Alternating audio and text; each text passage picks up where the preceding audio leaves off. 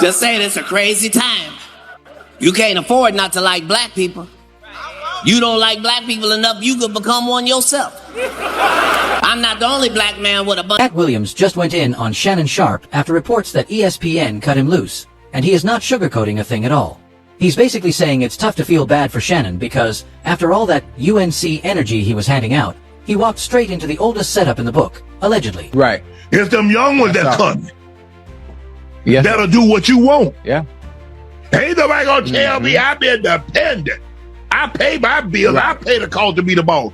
You the boss by your... Word is, ESPN decided to cut ties with him right after he reportedly settled a $50 million case with OnlyFans model Gabriella Zuniga, and the timing got everybody talking. Here's the wild part. Katt already warned him about this on Club Shay Shay, face-to-face, telling him that messy dating in the spotlight can get you jammed up fast. Shannon even said, "I think white women are as great as any other women." But that feel-good talk doesn't change how fast a headline can flip on you in this industry. Then Monique echoed it and dropped some blunt advice. Straight up, she said, "You better take your old ass and get somebody to love you." Damn. It's cutting ties with its NFL commentator Shannon Sharpe. The move coming after Sharpe, of course the Hall of Fame tight end, settled a lawsuit accusing him of sexual assault. Shannon ignored the signs, and now it's messy. Embarrassment, scrambling, and a big check cut to make the noise stop, according to folks close to the situation. To make it worse, ESPN allegedly clipped him. And let's keep it real. Any major network will think twice before hiring someone whose loudest headline is now an assault case settlement, even if he denies wrongdoing. For that, but I just wished, of all things, like I said, hey, they did what they felt they needed to do, and I'm at peace with that. But I just wish, guys, I just wish this thing could have waited until. So Katt's over there like, "I told you so." And people in Shannon's circle aren't offering sympathy. They're saying he had it all, and fumbled it with reckless choices. An insider claims Katt didn't warn Shannon about white women for no reason. He allegedly knew Shannon was spending time with a young OnlyFans model long before any lawsuit hit, and he saw the trap forming from way back. Katt even dressed it up like he was weighing in on the Jonathan Major situation. But folks close to it say he was really speaking straight at Shannon the whole time. Katt may tell a joke, but he ain't never told a lie, is how the streets are putting it. Yet Shannon still tuned it out, allegedly. Are as great as any other women.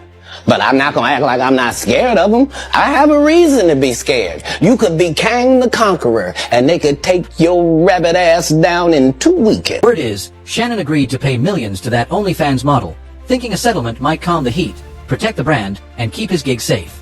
But reports say ESPN still pulled the plug and moved on. Anyway, then came the twist. Just 24 hours after the settlement chatter, the model announced she was done with the platform, posting this message on Instagram. "Today, I have decided to retire from OnlyFans. Thank you for the incredible support you've shown me for the past few years. This community has given me a life I could never have imagined. I'll still be active on social media and have several new projects in the works that I can't wait to share. I'm truly excited for this next chapter." That timing had the internet buzzing like crazy. People online started saying Shannon basically retired her, painting it like she locked in life-changing money from a high-profile 50-year-old public figure. And the comments were relentless. "I'm grateful I'm not 56 and trying." And you tried to say that? What you tried to say? I'm looking right at you. I know you looking at me. I ain't backing down. You better take your old ass and get somebody to love you. Whether that's fair or not, the perception game is brutal.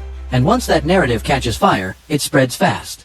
The reason nobody's cutting Shannon any slack, according to the backlash, isn't just the settlement headlines. It's those old comments where he reportedly said he wouldn't let his daughter's wedding budget go over $30,000, which resurfaced at the worst possible moment. Fans then pointed to alleged leaked texts claiming he wrote that the model charged him $25,000 per session, and that number had timelines doing backflips. Now the talk is loud, the optics are rough, and every move he makes is getting magnified to the max. On X, the drag was brutal. One user posted, "It needed to happen to expose how much of a hypocrite Shannon is. He lost the little respect people had for him. Now he's out here willing to give an ex-worker millions of dollars, but only $30,000 for his own daughter's wedding?" Another user piled on, "Shannon Sharpe has done so many things wrong, but learning about him being cheap on his daughter's wedding really got me. Side-eye the F*** out of that country bumpkin. You paid more for that young white girl who saw you as a lick. How dumb was that?" The comments were spicy, unforgiving, and the internet did not let up for a second. Didn't want to get with a white woman because I was scared she might have me running down the street like Jonathan Majors. Come on, Katt. Not because I didn't like white women. I think white women are as great as any other women. But I'm not going to act like I'm not scared of them. I have a reason to be scared. You could be Kang the Conqueror, and they could take your rabbit ass down in 2 weekends. And that's the truth of the matter. So I stayed away from that. You see Jonathan Major, what he went through, Marvel dropped him as soon as the conviction came out. And you were telling the Hey, you saw that black woman come get his charge cut in half? Thank you, Megan Good. God bless you coming to save that slave. If he'd had to be there by himself, he was getting all four. Guilty. She came in there, was just so beautiful, they had to knock half of it off. Bless The PR hit kept swinging. Just days after reports of a settlement with Gabriella, ESPN allegedly dropped the hammer and cut ties. Here's the kicker. ESPN didn't even roll out an official statement. People magazine reportedly reached out for comment, and the network stayed quiet, which only fueled more chatter and side-eye. Shannon finally spoke up on July 30th on the Nightcap podcast, saying he was at peace with ESPN's decision. But he also claimed he begged ESPN to hold the announcement until after his older brother Sterling Sharpe's Pro Football Hall of Fame moment, out of respect for family. He said he apologized to Sterling because he knew the headlines about lawsuits and job status could overshadow his brother's shine. But according to him, Disney and ESPN weren't trying to hear it. All of that would be messy enough on its own, but the stakes sound even bigger when you hear what he was allegedly cooking up before the lawsuit talk exploded. Obviously, I'm sure everybody's heard the news by now that I will not be returning to ESPN. I found out this information a little earlier in the week, and really the only thing that I really ask is, like, guys, could we wait until Monday? My brother's going into the Pro Football Hall of Fame. I really wanted to be about him, and I wanted to be about my family. I know this coming out will overshadow everything that he's worked his entire life for. And unfortunately, it didn't happen that way. And so, as I told him, as I profusely apologized to him earlier today, he said, bro, stop apologizing. You don't have to apologize. I'm your big bro. I'm going to love you regardless. We all make mistakes. And he says, bro, I love you. So I'm done with this. You're done with it too. Move on. And I really enjoyed my time at ESPN. It gave me an opportunity to bring my audience that saw me really just grow. They saw me, Lakers in 5, and they saw me say all these analogies that my grandparents gave me, and I was able to bring that to ESPN. So I'm very, very grateful for that. But I just wished, of all things, like I said, hey, they did what they felt they needed to do, and I'm at peace with that.